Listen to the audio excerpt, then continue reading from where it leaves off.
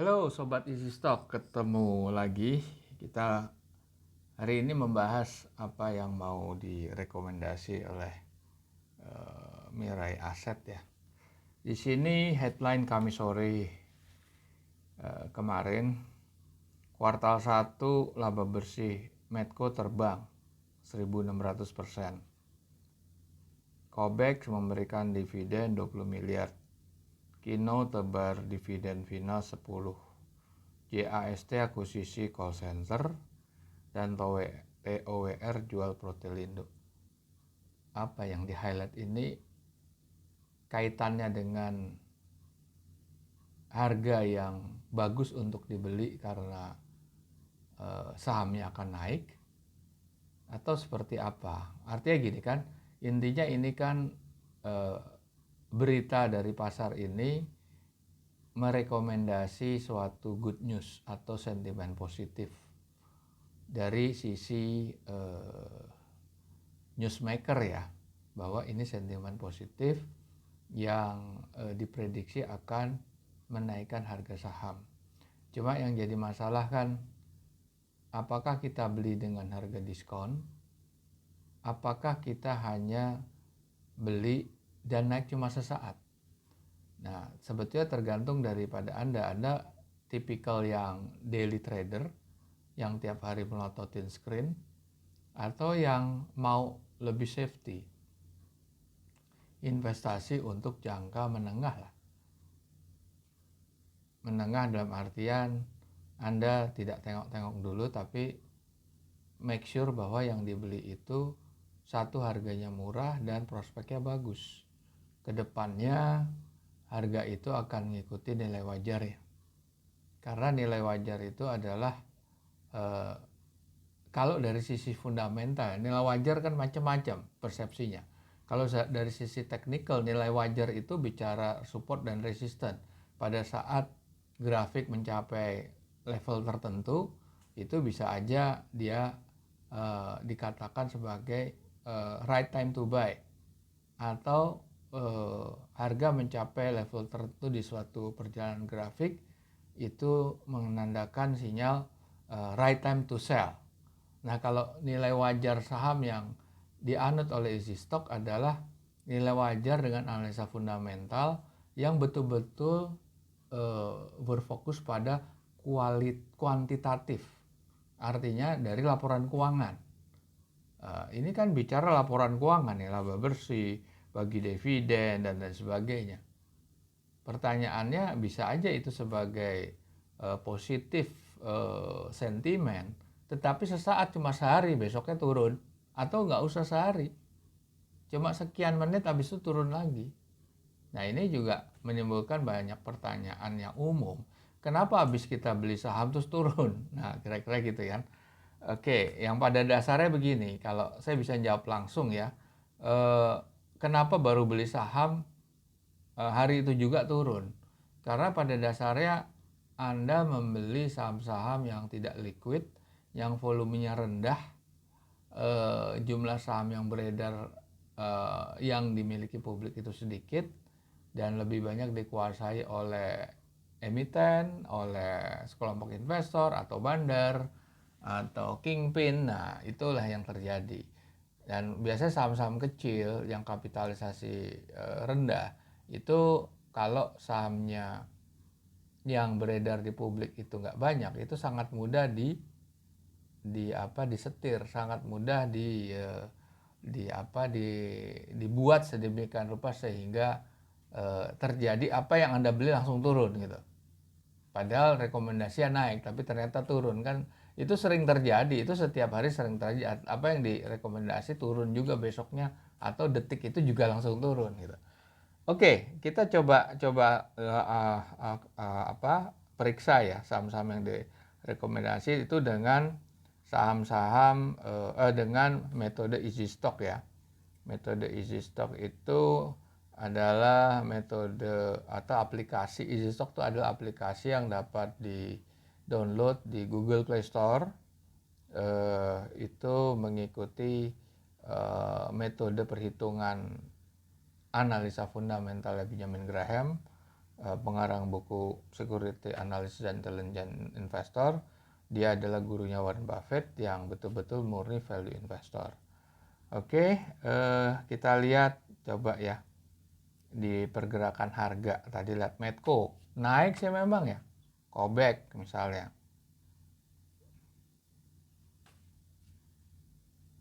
Wah, naik terus emang, Kobek naik terus, tapi lagi turun drastis nih. Nah, terus apa tadi, TWR, dia mau jual Protelindo. Jual itu apa bagus apa negatif, itu relatif. Dijual karena nggak punya duit, karena beban utang, bisa aja kan. Nah, TWR abis itu apa tadi ya, Kino sama JAST. Kino, oh sorry, Kino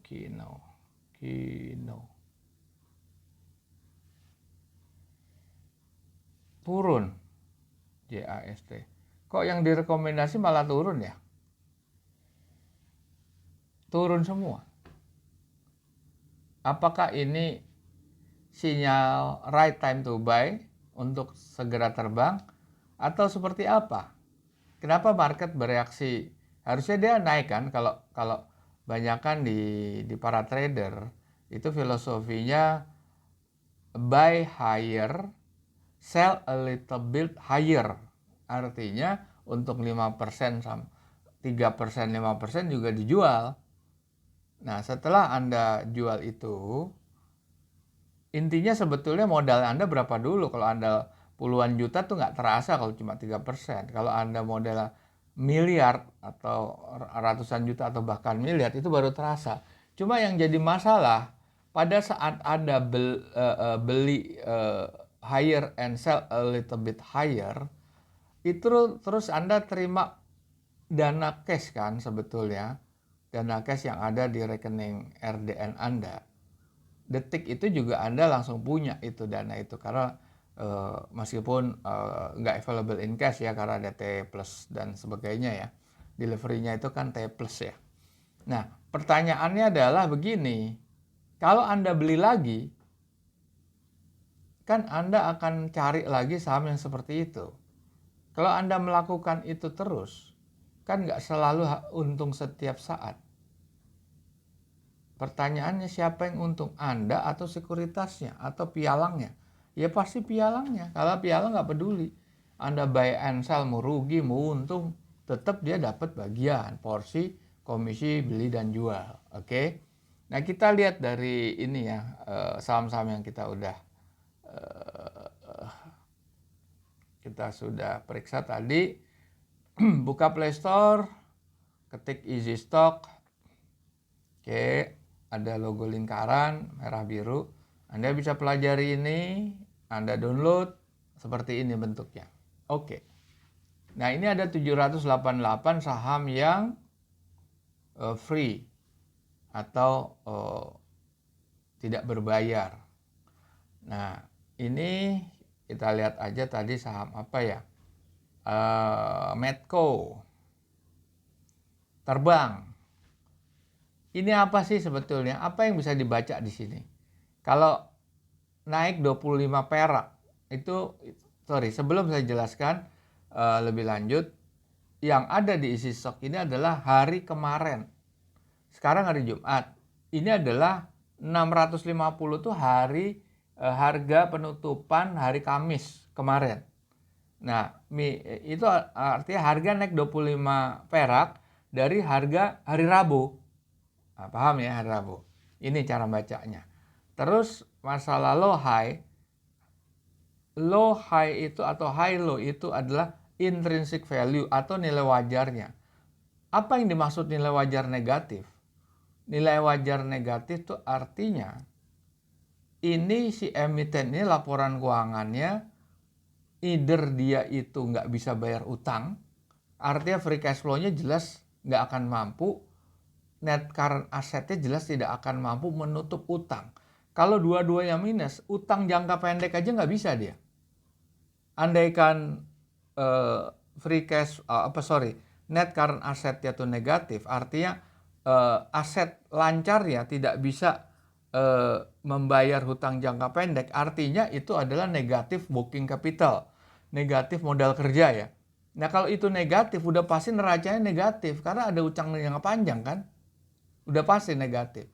Nah yang bisa nolong tuh apa? Adalah free cash flow-nya. Kalau free cash flow-nya kuat, karena free cash flow itu diekstrapolasi menurut growth-nya. Ada discounted cash flow-nya, ada growth-nya. Kalau neraca nggak ada growth-nya. Gitu. Karena growth itu berasal dari profit and loss. Profit and loss itu yang menjadikan free cash flow. Oke? Paham ya? Di situ ya. Jadi, ini udah clear. Tapi kita akan buka panel ini. Kita pelajari. Laporan keuangan udah bagus 12 bulan. Q4 2021. Revenue growth udah 5,3%. Fine. Itu. Kita lihat sekarang. Net current assetnya 17,8 triliun. Short term debt-nya itu 14,5 triliun. Oke. Dia sebetulnya kan positif working capital ya. Oke, dia positif working capital. Yang jadi masalah adalah net income-nya kan hampir 1 triliun kurang kan ya. Capital expenditure-nya juga minus 36. Artinya dia sebetulnya positif ya. Tapi kenapa free cash flow-nya negatif? Nah, di sini ada perhitungan, ada formulasi yang kami lakukan. Anda sebagai user isi stock cuma terima hasil. Ya, saya kasih tahu sedikit rahasianya kenapa Medco seperti itu. Nanti coba Anda periksa lah. Kita karena saya harus nyari laporan keuangannya nih. Jadi kira-kira gini, kira-kira kalau Anda buka laporan keuangan, Anda lihat penambahan aktiva tetap, itu namanya capital expenditure. Anda lihat depreciation-nya. Kalau depreciation-nya umumnya depreciation lebih kecil daripada capital expenditure-nya. Tetapi ada non-recurring income dan expenses. Kalau itu minusnya besar, dia akan ngantem cash flow-nya. Nah itu yang jadi masalah itu. Banyak hal yang tidak diketahui antara cash flow itu ada suatu real thing ya, suatu hal yang nyata. Kalau di akuntansi itu catatan, record daripada financial record. Financial record itu belum pasti atau belum tentu menggambarkan kondisi sebenarnya di lapangan, real cash yang dia pegang. Nah, seperti ya kalau banyak selisih kurs, itu kan selisihnya di catatan doang. Dia belum mengeksekusi loh itu ya. Rugi selisih kurs atau untung selisih kurs. Padahal kurs itu bergerak sangat fluktuatif.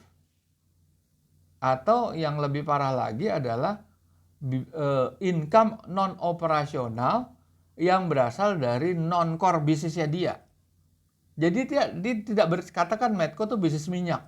Dia dapat income dari penjualan reksadana. Apa-apaan itu? Ya oke sah-sah aja sih. Tetapi kan tidak menggambarkan real atau core bisnisnya dari bidang dari emiten itu. Atau pendapatan lain-lain dari jual pabrik.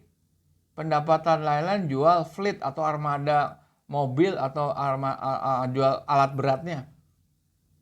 Pelepasan, laba pelepasan aktiva tetap. Lo memang periode berikutnya, semester berikutnya, tahun berikutnya akan jual armada terus kan? Enggak, dia kan bisa masih dijualin terus. Nah, disinilah yang perlu dipahamin bahwa cara menghitung seperti itu. Makanya EBITDA itu sangat buat kami itu kami nggak pakai EBITDA itu karena tidak lengkap, tidak komprehensif. Nah, oke, di sini jelas Medco ini negatif karena free cash flow-nya negatif.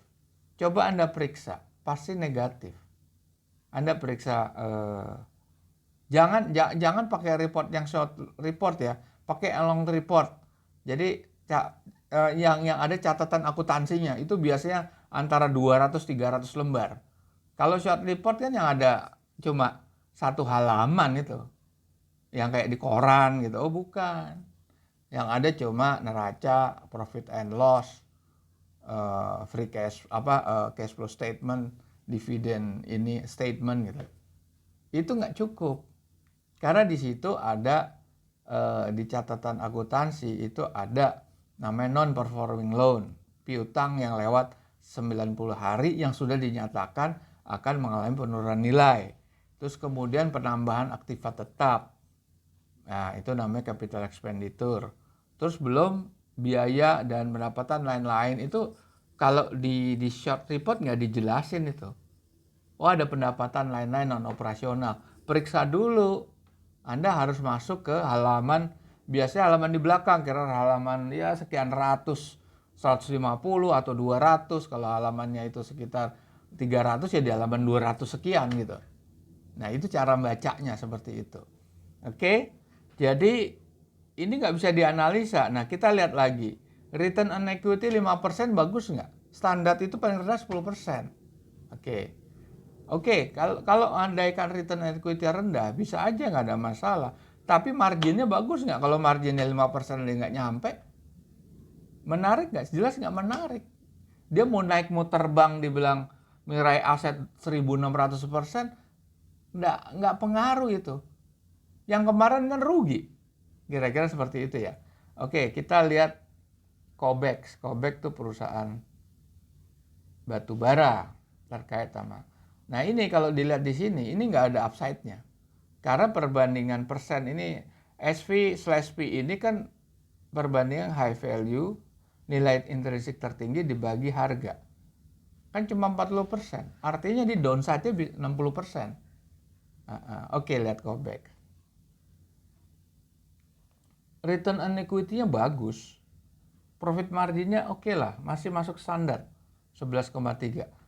Pertanyaannya cuma satu, harganya udah dikerek terlalu tinggi. Nih kalau lihat dari sini ya, Cobex ya. Cobex. Ini udah terlalu tinggi, udah overvalue sekali. Anda mestinya belinya di level berapa? Di level 200-an. Udah terlambat sekarang. Ya kalau Anda mau tunggu turun di level bukan 200, di level 100. Nah ini adalah belinya tuh di tahun 2021 kemarin, sebelum bulan 6. Maksudnya sudah sangat terlambat kan. Nah itu kalau mau bermain safety, kalau mau bermain dia jual at discount apa enggak. Oke, kita lihat lagi, kita lihat lagi Cobex, terus kita lihat Kino ya. Kino juga nggak ada ini. Ini nggak ada upside, ini harga udah ketinggian Kino ini. Ini bisnisnya apa sih Kino? Company profile, cyclical personal care produk ya. Oke. Terlalu tinggi ini harganya. Dan malahan di sini kan coba net current asset dibanding short term oke, tapi kalau dibandingkan long termnya dia pasti negatif. Karena ini aja selisihnya cuma 200 miliar. Dikurangin 1 triliun utangnya.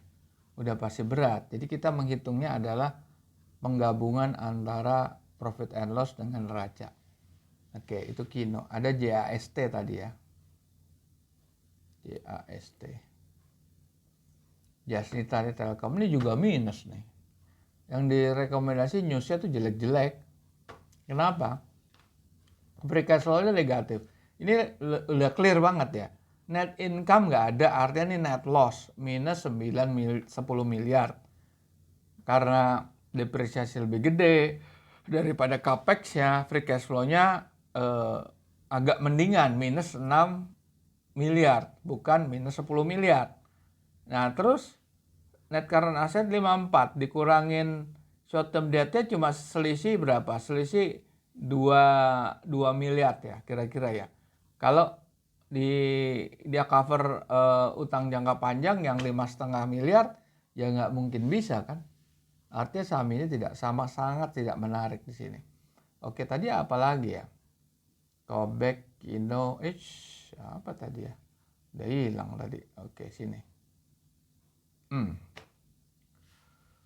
Kino JAST, Kino udah. TOWR, coba TOWR. Kita lihat TOWR. Oke, TOWR. Oke. Ini perusahaan telekomunikasi. Turun abis, dia jual Protelindo kan di sini. Tuh. Total jual Protelindo, berarti ini bukan positif sentimen atau positif news. Ini bad news, dia nggak punya duit di sini. Kita lihat Protelindo kan TOWR ya, bukan TOWR, tak sarana merana. Ini nggak ada upside-nya. Harga udah ketinggian sekali sebetulnya. Atau memang performanya jadi jelek. Kita buka. Laporan keuangan Q4 udah ya. Di sini lihat net current assetnya 7 triliun. Short term debt-nya 22 triliun. Gimana caranya dia menutup? Meskipun free cash flow-nya 4,8. Ngangkatnya agak berat nih sini. Di sini kan net income-nya 3,5. Ternyata free cash flow-nya itu dia punya depresiasi besar pasti. Dia neken capex dan lain sebagainya. Terus ada pendapatan dan biaya non operasional yang harus kayak kerugian daripada selisih, kan sebetulnya belum rugi dia, belum direalisasi. Oke. Nah, ini udah taruh di kerek ke atas. Nah, kalau lihat return equity-nya bagus 29%, marginnya juga bagus 40%. Pertanyaannya adalah dari sisi earningnya ini perusahaan bagus, karena kalau kita lihat rasio return on equity itu return kan berarti kan net profit ya dibanding equity kan. Nah, profit margin itu juga perbandingan antara net income dengan salesnya kan. Nah, ini bagus, return on asset ya bagus, tapi sisi neracanya, debt to equity-nya lihat. Debt equity itu yang bagus di bawah 1. Ini kan di atas 4, bahkan hampir 5. Nah, pertanyaannya memang di sini dia nggak kuat ini. Net current assetnya nggak kuat untuk nanggung hutang-hutangnya. Nah, sekarang gimana caranya? Nggak mungkin kan dia survive, makanya dia jual tuh Protelindo. Oke, para pemirsa, sekian dulu. Nanti kita lanjut lagi di pertemuan berikut. Terima kasih.